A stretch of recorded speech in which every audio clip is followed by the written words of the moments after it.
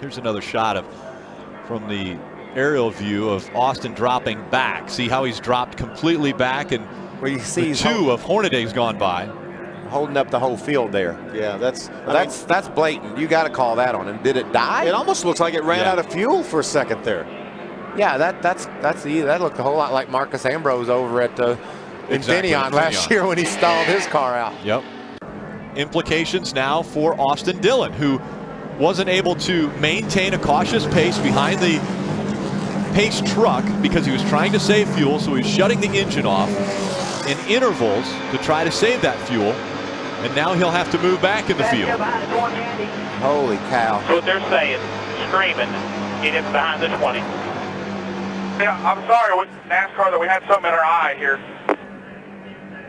Coming to the one to go, they say if you don't get there, they're going to black flag you. They're going to black flag you if you don't go there. Johanna Long right now is being shown in the 17th position. Well, this is... So he's trying to get behind the 20, and we heard Andy Houston say, if you don't get back there, they're going to black flag you.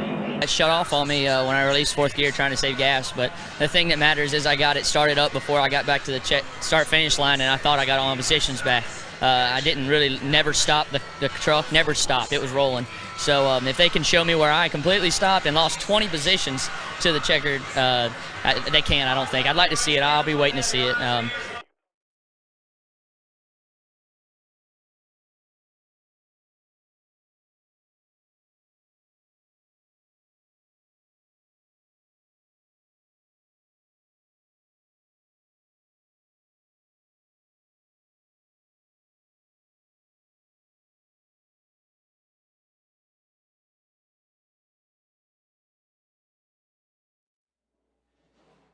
We can't totally. Uh-oh, here we go. Denny, Hamlin, and the 3 team.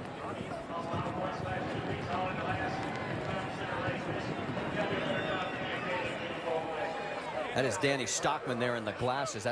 He's the crew chief for Austin Dillon. There's Ty Dillon in the mix as well, Austin's brother. Over there and fix his race cars if he wants to keep wrecking. So he needs to learn a lesson. All right, there's Denny's side of the story. Marty?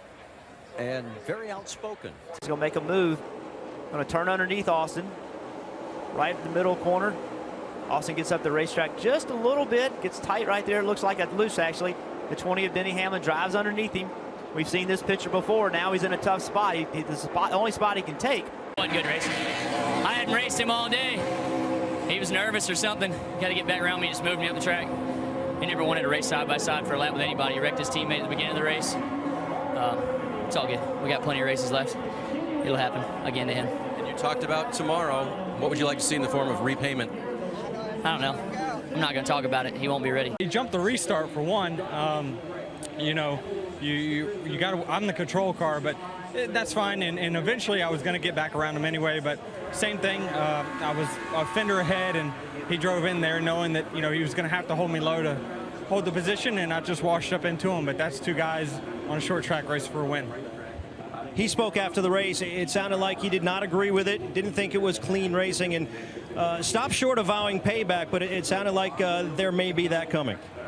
27 looking inside, still there, clear behind him if you want it. Our teammate. Yep, spotter standing right here beside me. I was giving him WTF. Each and every one of them. Oh, gotta give me some room someday. Post-race Paul Menard, Austin Dillon, saying, hey, it's okay, we're teammates, but what take place on the track, we forget about that because we're all trying to win. Great run, but a lot of people are going to be talking about teammates, yourself and the 27, conversations on the radio. You two spoke after the race. How was it? It was good. Paul just said we had fast race cars. That's pretty much the end of it. And, I got to learn to keep my mouth shut on the radio. It's part of racing. I'm a fiery guy, and it was fun today. I hadn't been. It's nice to see the front at a short track like that, and sometimes you just gotta grow up a little bit. But it's nice to be running up front. I gotta thank Dow, American Ethanol, AAA, all the people that support us. It's fun. I'll talk to Paul. Me and Paul are fine. That's the small part of it. What a run, and Slugger made a great call there. Pit crew did a great recovery. We broke a jack and were able to recover from that. So a lot of things happened today. Martinsville, your head's hot. you say things you don't want to mean. Monday morning, I'll talk to everybody. We'll figure it back out. I gotta thank the good Lord above too. He blessed us with another great run. Into the wall. Hard hit by the 3 of Austin Dillon. Sliding through the 13. Casey Mears gets into the back of the 44 of Brian Scott. Kevin goes to get in behind him. 3-car got loose. 4-car got into the back of him. You saw the 3-car wiggle just a little bit. I had to get a different angle to see the 4-car made contact before, and that's what got him loose. It's hard to tell from that angle.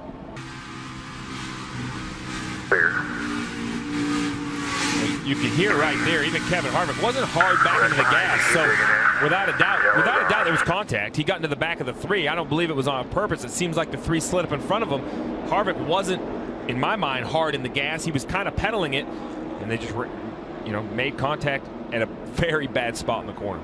Here's what the 4 had to say about what just took place. Damage stuff. I just, as he came up, I got back to him and he checked up and I touched him again. And here's what the 3-car and their team thought happened. Yeah, he flat out wrecked him, man. Just write down that number. We're going to Phoenix next week. He's going to have to win. We don't. That's crazy, man. He sucked down on my door tighter than anybody had all night. He knew how tight he was in my door. That's why I got tight and slid in front of him. So he didn't check. He had the opportunity to. He didn't like it, I guess. Silver Spoon Kid was outrunning him tonight, so we'll be all right. We got 2 weeks left, and we just want to come out and win a race. Yeah, we heard Slugger say, hey, write down that number. We're going to Phoenix where he's going to need a win and you don't. What are your thoughts on moving forward? I don't know. I'm here to win races. That's all that matters to me.